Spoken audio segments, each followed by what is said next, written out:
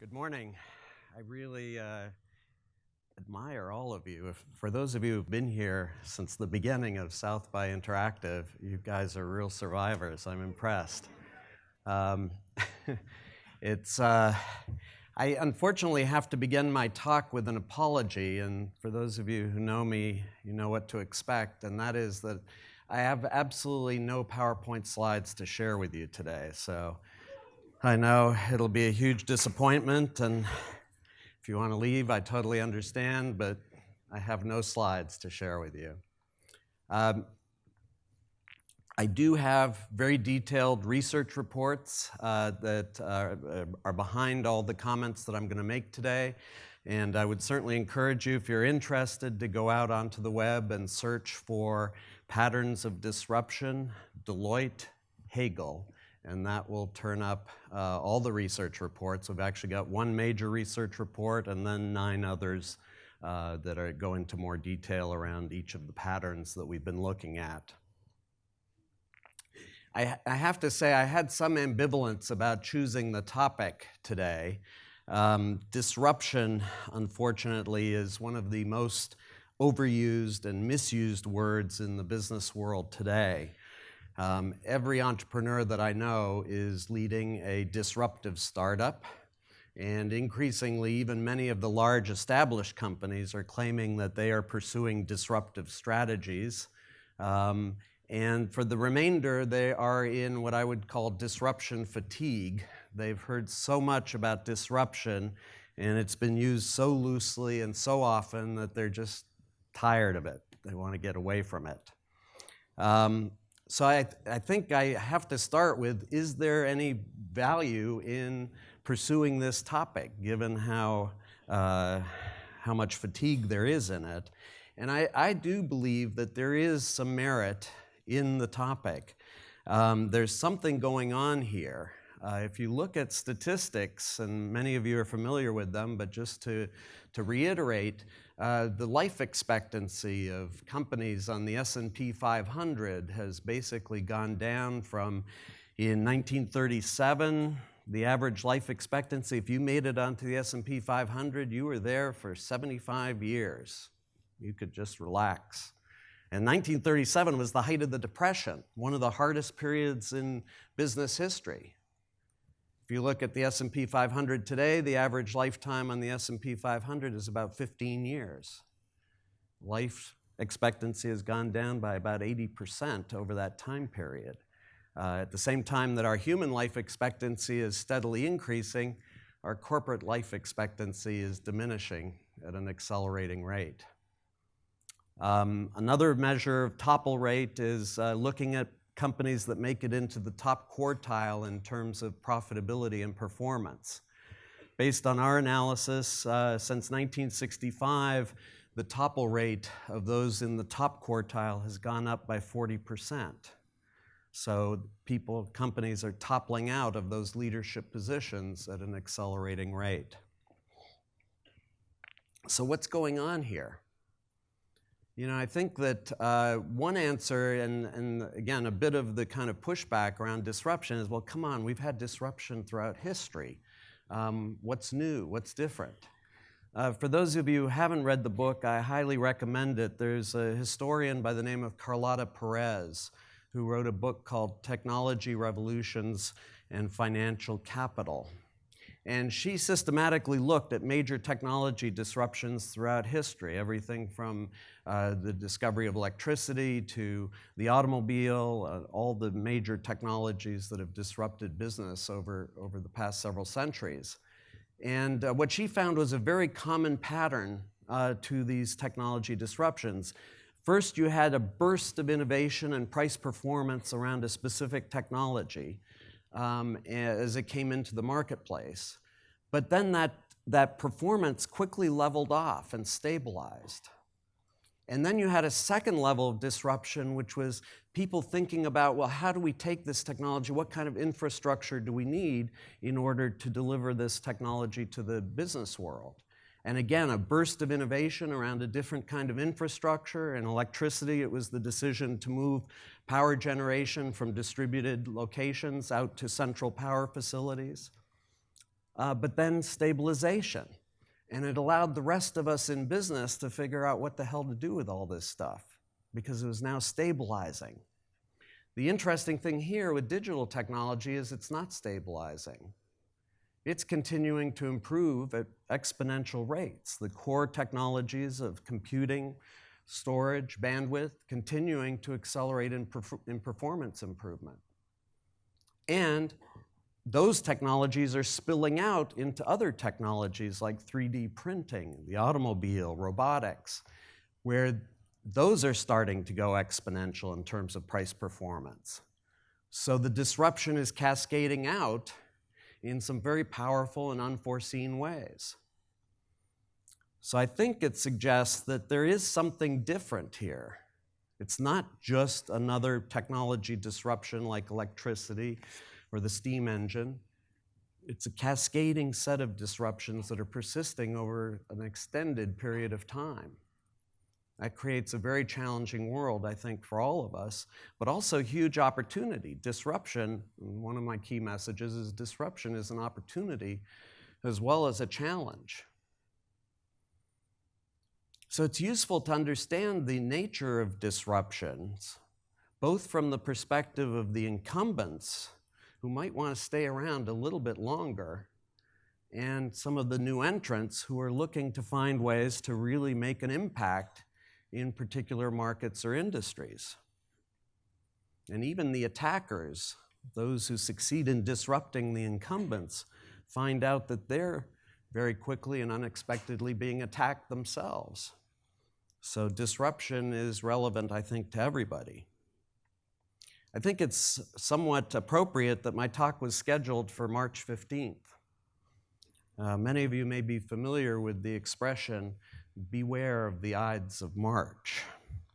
It was a day on the Roman calendar that actually corresponded to March 15th. And it also marks the day in 44 BC when Julius Caesar was assassinated. Perhaps one of the most famous early political disruptions, where a global incumbent leader was definitely displaced as part of a transition from a republic to an empire. And perhaps it's not a coincidence either that today is primary day in the US, where we have the potential for some further disruptions in the political sphere.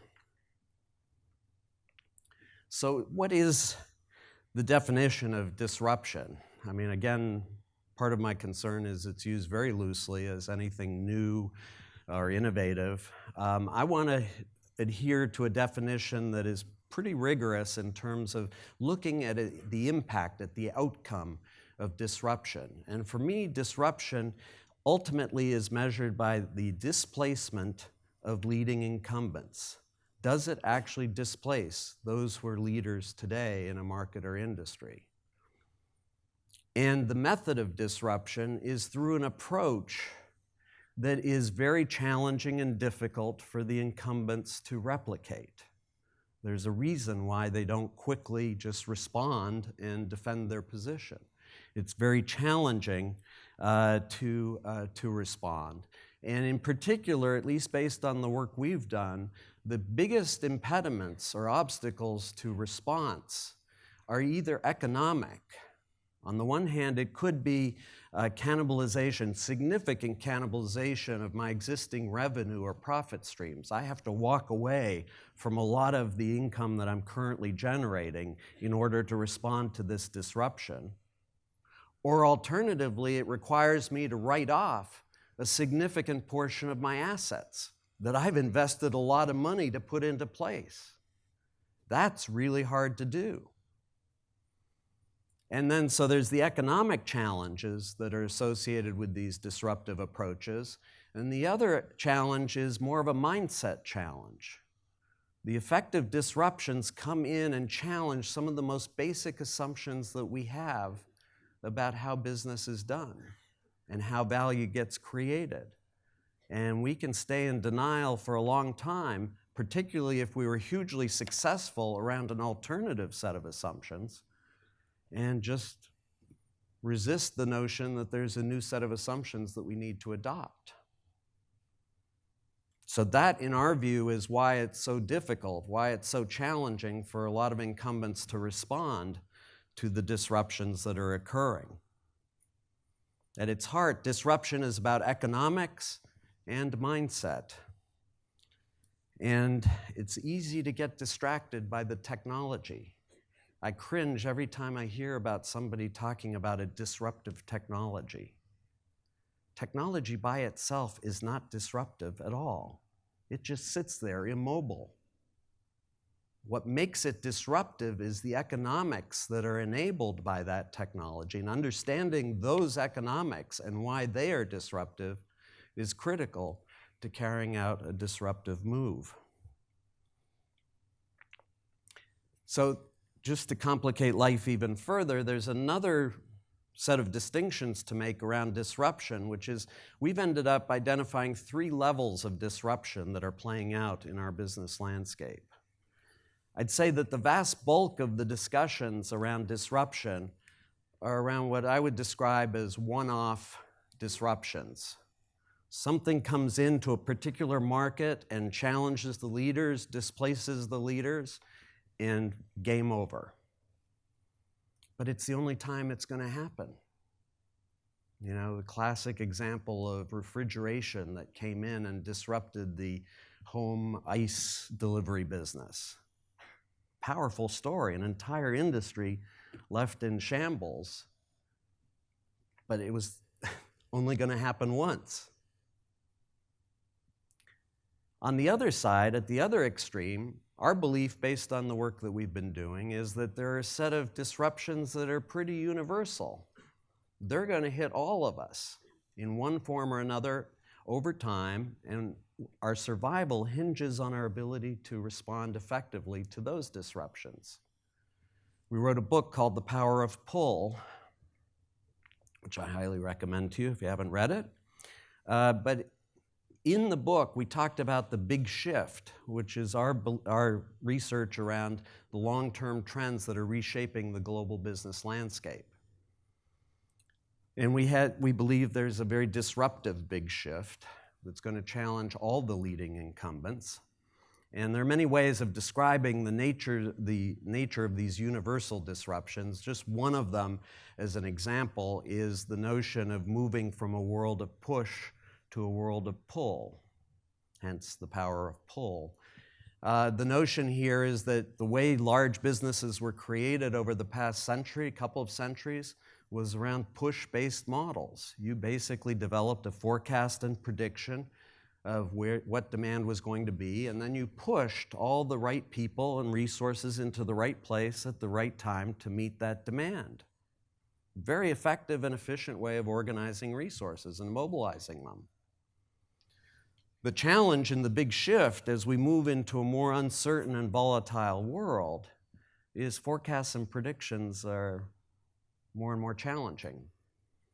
And in that kind of world, our belief is the most successful companies, the companies that will survive this disruption, are those that move to what we would describe as pull-based platforms, scalable pull-based platforms, where you can draw out people and resources when you need them and where you need them, rather than pushing them into the right place at the right time in advance.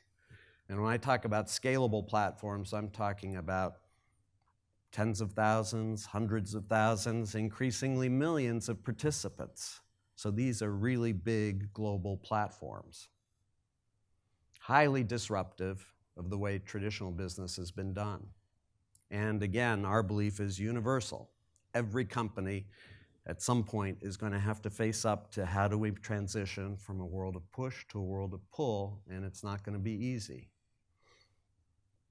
But there's a middle layer. So I've talked about one-off disruptions on the one side, one-time events, only time they're going to happen, and then universal disruptions on the other. About a year ago, we came up with the idea and said, you know, as we thought about disruption, there's a middle layer of disruptions, we called them patterns of disruption, that are likely to hit more than one market. So they're not going to be one-off disruptions. They will happen in multiple markets, but not all markets. They won't be universal. They'll be restricted to certain markets. So that's kind of interesting.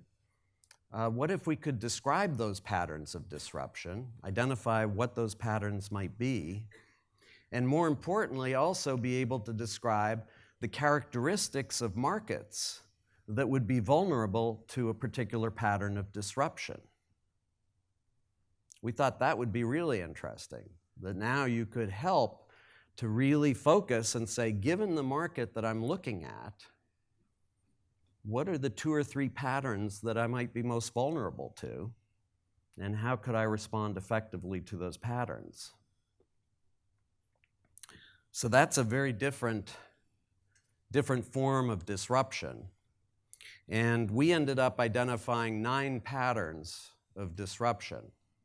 We don't claim that they are definitive, that they're the only patterns of disruption. At least based on the work we've done, we found 9 that we're pretty comfortable meet that definition. And they're all about enhancing the customer ability to get far more value at far lower cost. Now, I'm not going to go into great detail because I don't have the time into all 9 patterns. I apologize, but again, the research is all available online, freely available. So if you're interested, you can go into a deeper dive, and there's an individual report around each pattern, so in addition to an overview report. But I'll quickly go through the 9 just by name and a brief example to give you a sense of what the ground we covered was.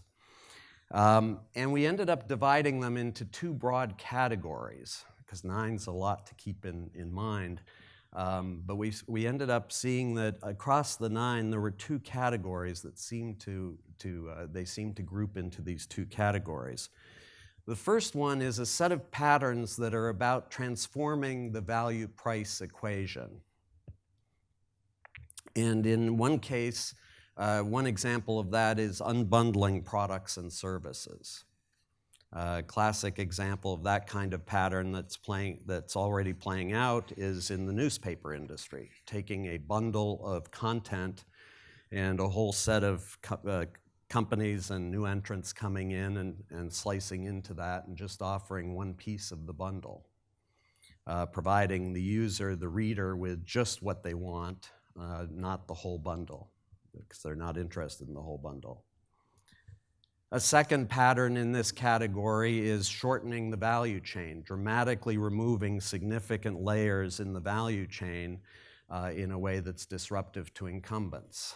Classic example here is the early days of the move from the analog camera business to digital cameras. For those of you who can remember that far back, once you took a picture, you actually had to remove the film, take it to some place to be developed, come back at some later point and pick up the finished photos.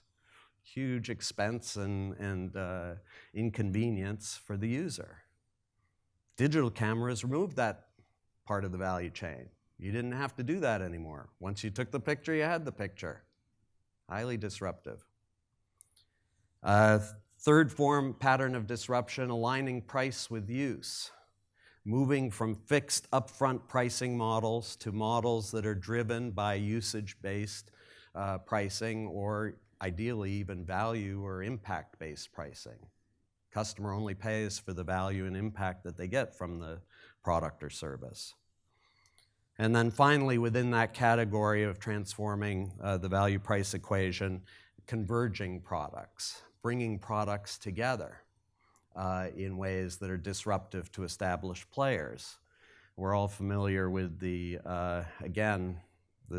subsequent movement in cameras from digital cameras to the smartphone, where you no longer needed a specialized camera device or a flashlight or an alarm clock.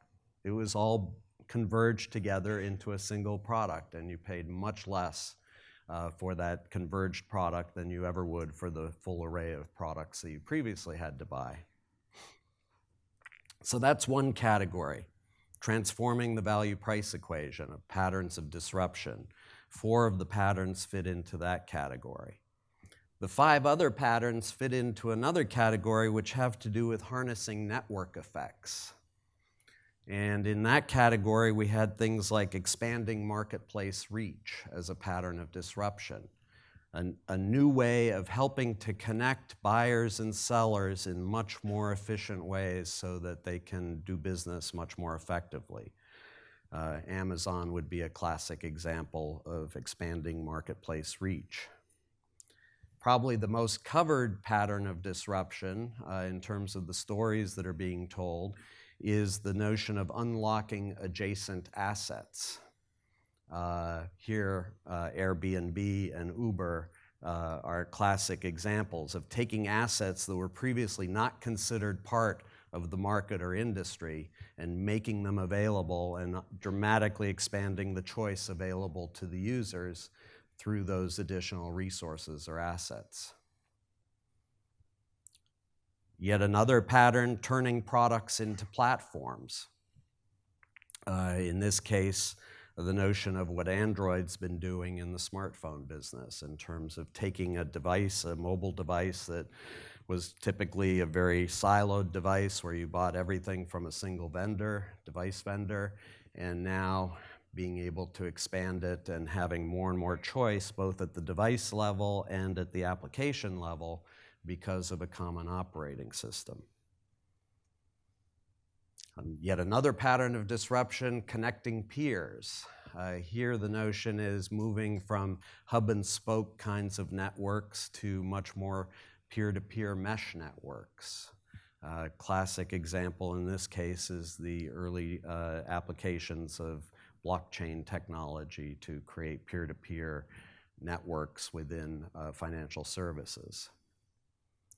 And then finally, a final 9th pattern of disruption for us is the notion of distributing product development, mobilizing a larger and larger number of participants to come up with a single product. Classic example here is Wikipedia and what Wikipedia has done to the encyclopedia business by mobilizing a very large community of contributors. So, 9 patterns of disruption.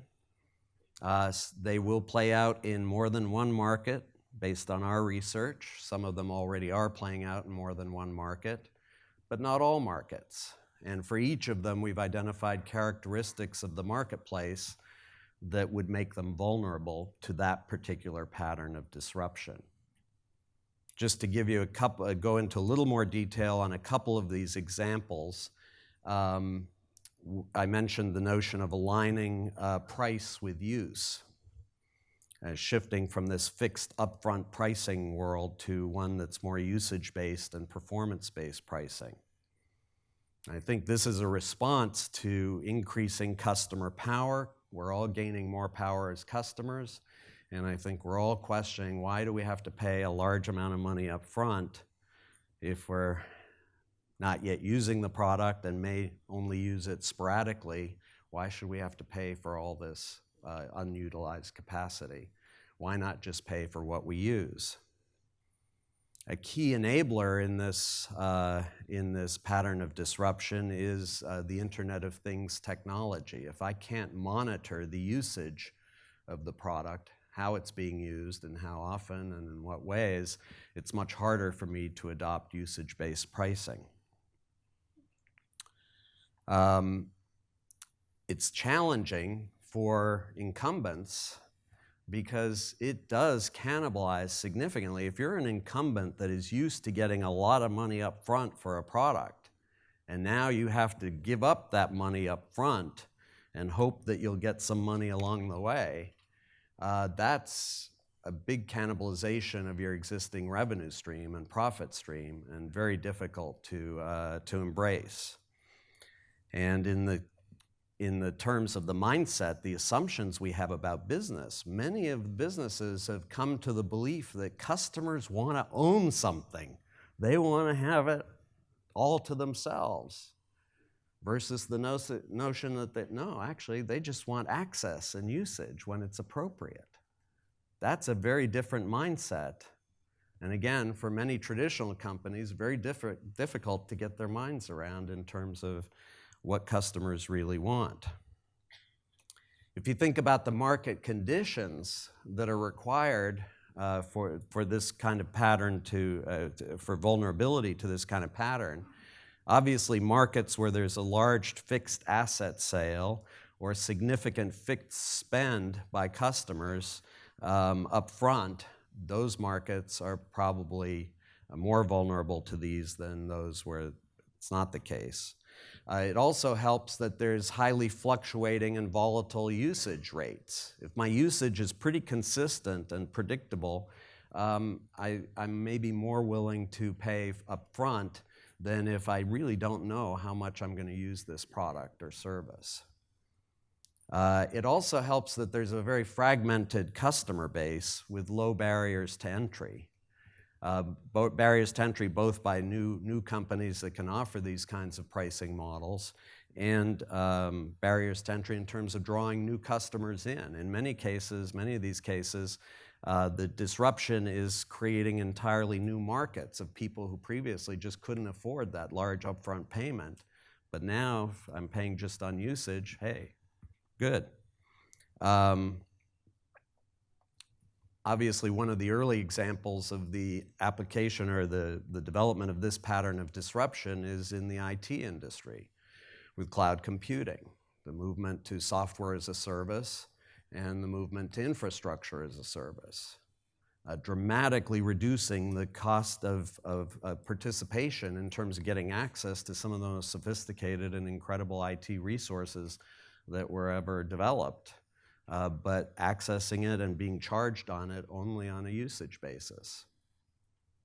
If you look at examples of other industries that we think have these characteristics that make them vulnerable to this particular pattern of disruption, I would include automobiles, insurance, and potentially, a little more speculative, but even high-end fashion. As being markets that would be vulnerable to usage-based pricing. So that's just one example of a pattern of disruption. Another example I mentioned is unlocking adjacent assets. This one has the iconic examples of Uber and Airbnb, but it's providing effective access to significant stockpiles of underutilized assets that are outside of the existing market. That's a key requirement. They can't be just sitting within the market. They are outside the market. They were not considered part of the market in the past. And they offer customers a lot more choice, a lot more versatility, and responsiveness in terms of their needs. And again, a key enabler in this pattern is Internet of Things technology. The ability to monitor usage of these assets and how they're being used is a big deal. It's challenging to replicate. In this case, the challenge for incumbents to replicate the disruptive moves is that it requires a willingness to write down significantly massive asset investments that you've made in the past. You have to say those assets really aren't as valuable as I thought they were. And that's a big challenge. And then the notion of business assumptions, mindsets. I mean, I remember in the early days of the Airbnb industry, Airbnb business, when the hotel executives would look at me and say, "Are you crazy? Somebody would go into a stranger's house and I would open up my house to a stranger? That's completely absurd." So the mindset, the assumptions, were just fundamentally resistant to the notion that this was actually a disruptive move.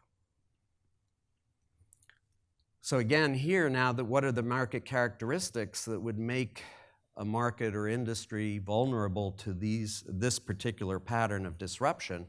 One of them is high volatility of demand. If demand is relatively stable and predictable, it's probably not going to be as vulnerable to this pattern as if you have highly volatile demand with big spikes and valleys. Second characteristic is where the traditional approach, the approach of the incumbents, requires significant capital investment. So if there's a lot of assets already in place by the incumbents. And then a third characteristic is that there have to be underutilized substitutable assets in adjacent markets. And they have to be adjacent, not part of the core market. I think one of the interesting confusions in this area, I know a lot of companies in the construction equipment industry are latching on to this notion of taking construction equipment that typically isn't highly utilized and making it available on a rental basis to those who want it while it's sitting idle at a construction site. That's not disruptive. The incumbents will be able to do that extremely well because they're already in those asset categories. It's got to be an asset that's outside the traditional market or industry that's now coming in and being made available to the customer. If you think about the early examples, again, the hospitality industry and urban transportation certainly are feeling the effects of this pattern of disruption. In terms of the future, markets or industries like short-haul product shipment, vulnerable to this, and potentially even electric utilities as we move to more decentralized power sources that were not previously part of the grid, and where battery technology and microgrids are changing the economics of how that power might be shared among the participants. So those are just two examples to give you a little more flavor for what we mean by the patterns of disruption in terms of both why they're so disruptive and what kinds of characteristics of markets would make them vulnerable to this disruption. I'd say in general, again, just stepping back because it's easy to get lost in the details across all 9 patterns. Remember I mentioned the 2 categories, transforming the value-price equation and harnessing network effects. Our general belief is that while all these patterns are pretty powerful and can wreak havoc in a particular market or industry, the ones that ultimately have the potential to create the most value are going to be the ones that harness network effects.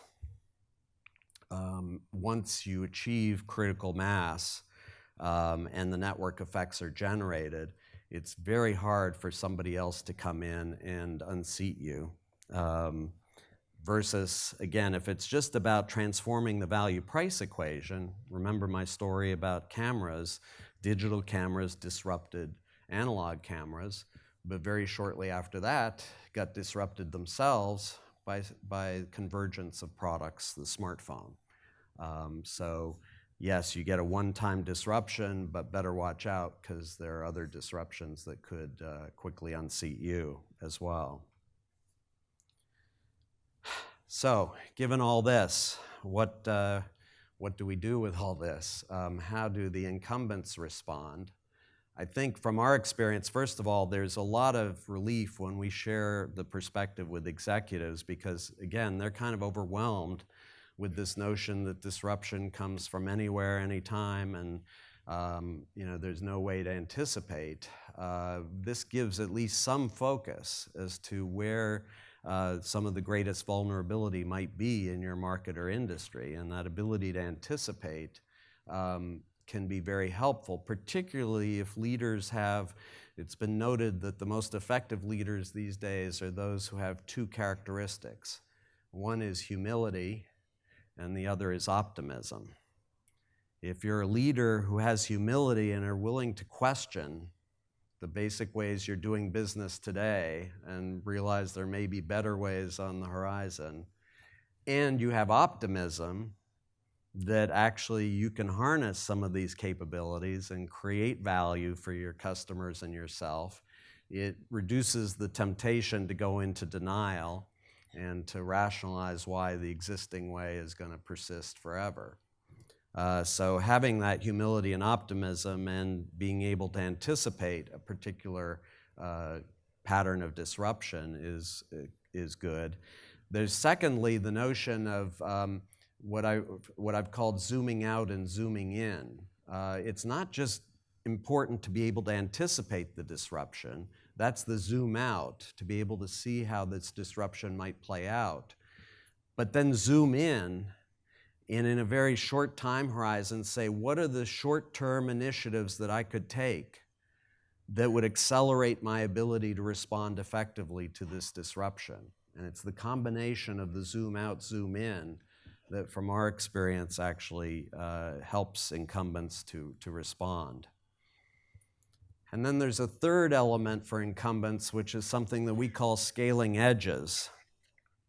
But it's the notion that rather than trying to transform your entire business, focus on finding an edge to your existing business that you can scale in a way that will allow you to effectively respond to the disruption. It could be fine if you're early enough in anticipating the disruption. It could be an edge that will be the disruptor itself in your market or industry. And if you're too late, if the disruptors are already playing their games and they've achieved their critical mass or whatever, scaling edges can be a way of exiting your current business and finding a new business that will ultimately become your core if you scale it rapidly enough. And at the end of the day, I guess one of our key recommendations to executives in large incumbent businesses is the notion, resist the temptation to just respond narrowly to this one pattern of disruption. Because again, if you recall my earlier comments, our belief is that we're actually in a period of time where there are some universal disruptions. So our recommendation is use this pattern of disruption that's coming after you as a catalyst to transform your business around some of the more universal disruptions. So how can you use this as a way to shift from a push-based model to a pull-based model? How can you use this set of initiatives to move from a classic way of organizing business that we describe as scalable efficiency to a model that's much more organized around scalable learning? Because if you do that right, our belief is you will not only be effective in responding to that particular pattern of disruption, but you'll position yourself to be much more able to navigate through a continuing set of disruptions that will play out over time. So that's for the incumbents. I think from the viewpoint of entrepreneurs who are trying to harness the patterns of disruption, we believe it provides a framework that can help the entrepreneur to focus on the highest impact opportunities, both in terms of the how, the approach, and the where. Which markets are going to be most vulnerable to this approach? So if you're really picking a market to go after, with this approach, here are the 2 or 3 markets that would have the highest potential where you could really unseat the leaders and become a leader yourself. And one of the key notions in that context, and we've developed this as part of our research, is, as entrepreneurs know, timing is everything. I mean, if you're too early, good luck. If you're too late, too bad. In this context, what we've ended up looking at are what we would describe as catalysts, elements that you can look for. So we talked about the characteristics of a market that would make it vulnerable, but that doesn't particularly say when it's going to be vulnerable. It may be today, it may be a year from now, maybe 5 years from now. Looking at catalysts helps to understand the likely timing of the disruption. And if you're an entrepreneur, in some cases, you can actually mobilize the catalyst to help increase the timing of the disruption. Or if the catalysts are already in place, you know you can go in there and start to invest aggressively because the timing is right. So I guess if I step back from all of this, and it's been a pretty broad terrain that I've been sharing with you, I guess my broadest message is to resist the temptation to dismiss this topic of disruption. No matter how overused and how misused it is, there is something there. We are in an increasingly disruptive world. There's more and more evidence that says that disruption is playing out in a broader and broader set of arenas. And if we understand and anticipate the dynamics of these disruptions, we can actually turn threat into opportunity. An opportunity that's going to allow us to create far more value than we ever would have imagined possible in more traditional times. So it's a big, exciting thing to go after if we understand and anticipate the patterns that are playing out. And before we dismiss all this talk about disruption, we might want to just go back and remember Julius Caesar. Plutarch actually wrote at the time that a seer actually warned Julius Caesar that harm was going to come to him by the Ides of March. And Caesar dismissed the seer as a dreamer and actually laughed as he went to the forum where 60 people surrounded him and stabbed him to death. So be careful about dismissing the potential for disruption.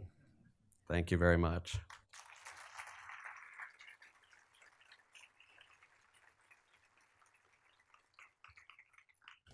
So we have time for Q&A. Welcome it. There's a microphone in the aisle here, and happy to take questions.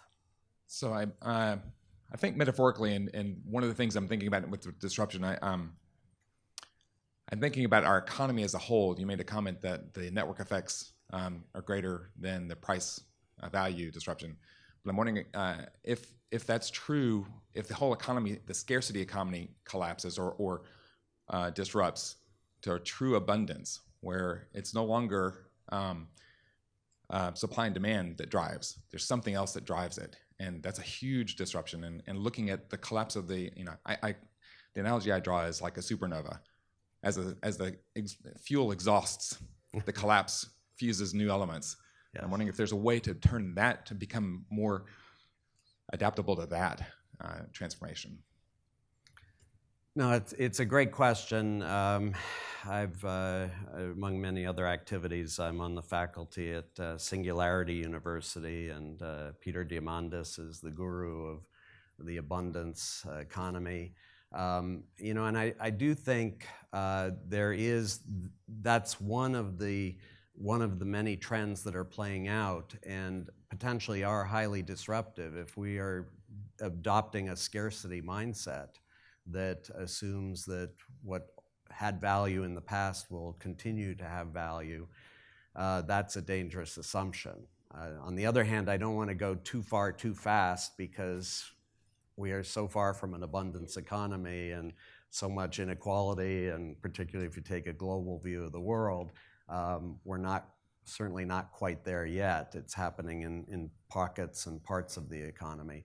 But I do think that it is an important kind of alternative frame to start to think about in terms of where and how does value get created in a world of abundance. And so, yeah.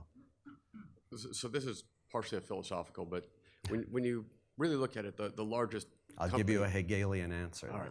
the largest company we have probably on the planet is the U.S. government, and we have this exponential tech linear government collision kind of coming up, and it's a lot of what's been discussed, and we're seeing it kind of play out with some of the Apple stuff right now, and obviously less and less services every day will be required because things that we did need we're now able to replace with tech, and government kind of even go away in places.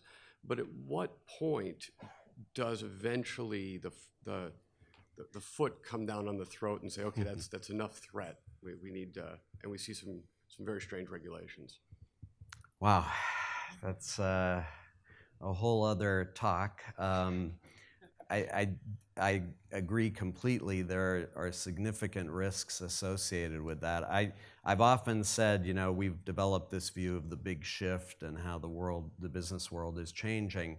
And I'm often asked, well, what would prevent that? What's the wild card or uncertainty that would make this all? Generally, nuclear weapons are pretty much. Right. I believe the biggest wild card is public policy, and I believe the biggest risk, and I'll reveal my political beliefs or biases, the biggest risk is that incumbents mobilize to use public policy to to create barriers to entry for new entrants to come in and attack and strengthen their established positions. And again, I'll perhaps go out on a limb, but I think the biggest risk actually is what I would describe as an unholy alliance between the established incumbent interests and fundamentalist religious movements that are scared to death of the rate of change, want stability, predictability, and will support anybody who can offer them that stability. And so the combination of those two, I think, creates significant risk. And I would also say, and this is a whole other topic, I've actually spoken at South by in previous years around the topic of narrative and the power of narrative, and I differentiate that from stories. But one of the biggest issues I see in today's political environment, particularly in the US, but I think increasingly around the world, is that on all sides of the aisle, I don't think this is just Republicans or just Democrats, on all sides of the aisle, we have fallen into threat-based narratives. The whole narrative is about we are under attack. The enemy differs depending on whether we're on the Republican side or the Democrat side, but we are under attack. And if we don't mobilize now, we're going to be dead. That is a very dysfunctional narrative. And my belief is that until and unless we can move to opportunity-based narratives, where we're pulling people together around a shared opportunity that allows us to become much better and achieve much more than we ever could on our own or in the current situation, we're in deep trouble. We're at high risk of the backlash kind of consequence here, and that could be highly disruptive on so many levels. So, yeah. Thank you. Thanks. First, thank you so much for your talk. Couple of questions. You mentioned about scaling edges. Yes. Can you give an example of that? And the second is in a similar vein. You talked about looking for catalysts, which is a good way to tell you if the timing is right. Again, Can you give an example of that? So in terms of the example of scaling edges, there aren't a lot of great examples because, and this gets into a whole other set of research we've done, and we have a research report around scaling edges if you're interested. But it's essentially been a response in the work we do. Often we work with very large traditional companies, and I've been involved in large-scale transformation efforts for 30 years. The one thing I've developed is an enormous respect for the immune system and the antibodies of very large companies. They're extraordinarily effective at mobilizing and crushing any attempts to change the way the business is done. And so in that context, the classic approach to large-scale organizational change, which is you come in and you do what I call the big bang, top-down transformation approach. We need to change everything. It's going to cost a lot of money because it's a large organization. It's going to take a long time because it's a large organization. The immune system comes out very quickly to crush. In that context, we're very intrigued with this alternative approach of scaling edges, which is a notion that you start on an edge that today is relatively modest in terms of profitability and revenue for the company, But if you understand the forces at work in the broader business world, have the potential, that edge has the potential to scale to the point where it could become the new core of your business. Not just a diversification, not just an innovation or growth initiative, but actually the new core of your business. And that would drive the transformation versus, again, trying to change the existing core. That, to us, has a lot of appeal. Now, again, not a lot of great examples. There's one example that I'm particularly intrigued with because it's a very old US company. For those who may be familiar, State Street Bank in financial services. They actually were founded in 1792, so at least by US standards, a pretty old institution. And started, and most of their career were basically a very classic retail bank. You know, branch banks took deposits, gave out loans. Back in the 1970s, they started to feel increasing pressure on their business, and one of their executives said, you know, we got to do something different here. And he said, you know, in our back office, we actually have world-class transaction processing capabilities. And he said, you know, here's a radical idea. Why don't we rent out some of that capacity to our competitors, to our other commercial banks? And long story short, that tapped into a huge unmet need. They scaled that edge to the point where it became the new core of their business. They basically are an outsourced transaction processing firm for financial institutions today, and they've essentially shut down their traditional core. So it was a way, and again, in the early days, it didn't require a lot of money. He was taking existing capacity that was underutilized, generating some incremental revenue and profit. That was all goodness to the core, and allowed him some time to scale this in a way that ultimately it became the new core and did transform the business. So it's an interesting approach to how you drive transformation. And Catalyst, an example of a catalyst. Oh, catalyst. You know, an example of a catalyst would be looking at customer mindset shifts. So, you know, one early example, just to highlight, I'm doing some work in the food industry these days. You know, if you look at what's happening in certain parts of the food business, one of my favorites is chocolate.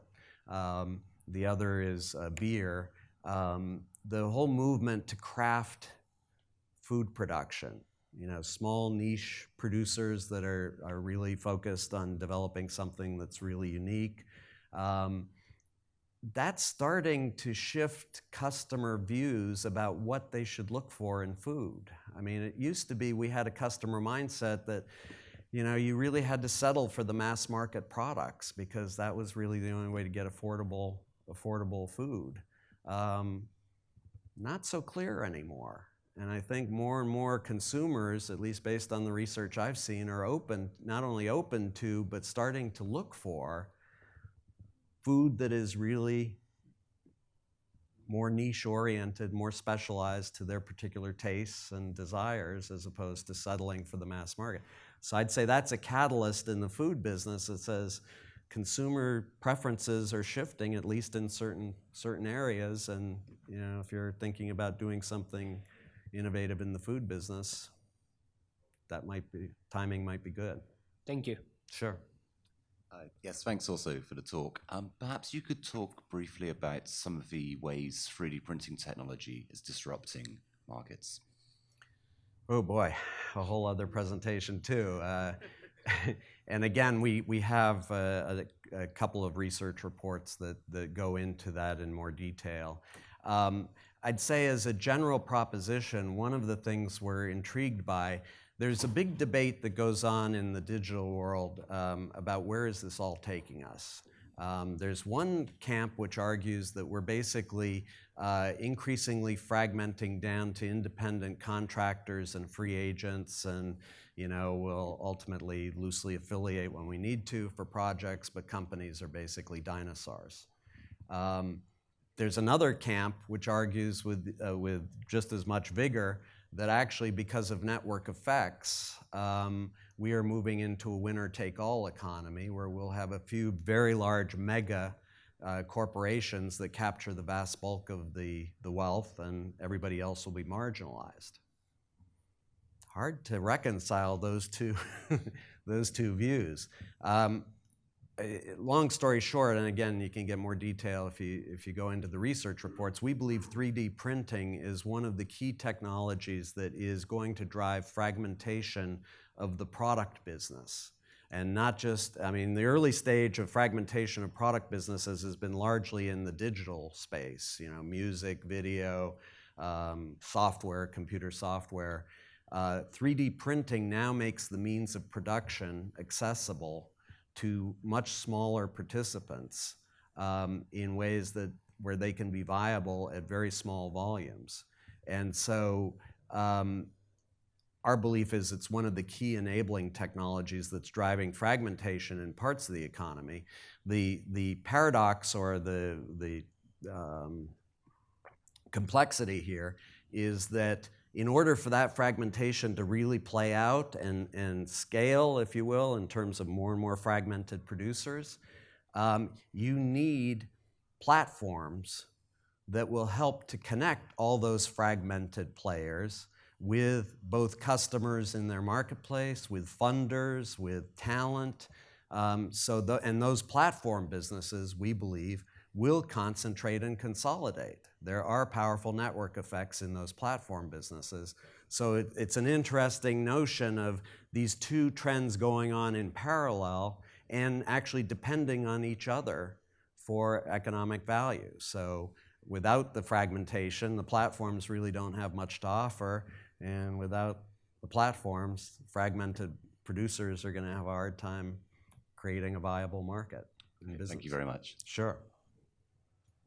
Yes, thank you for the excellent presentation. To that point that you made about the mega large organizations, so much of traditional corporate strategy is based on that concept of scale and companies vertically integrating and try to get an edge to get margins higher and greater earnings per share for the stock market every year. Based on everything that you've said, do you still see that continuing, where we have $500 billion mega corporations out there that are continuing to try to get larger, or do they start to spin off businesses into smaller organizations that are more nimble to address disruption? Yeah, again, a whole topic in its own right, and yet another research report that we've written on that topic. We called it the hero's journey, and it was basically the belief we came up with, the view we came up with, was that you are going to see both of these happen in parallel.